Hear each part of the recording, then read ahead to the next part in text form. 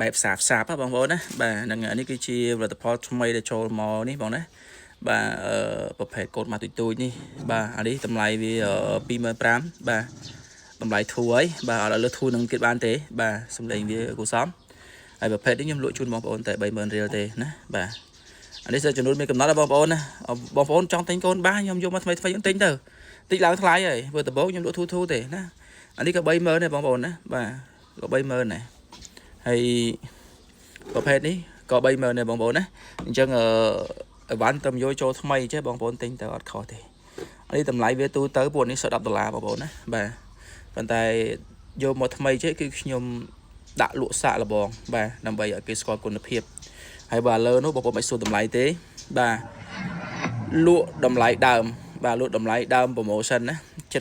$70វិចអង្គដើរទិញអត់មានទេធានាចូលមក$70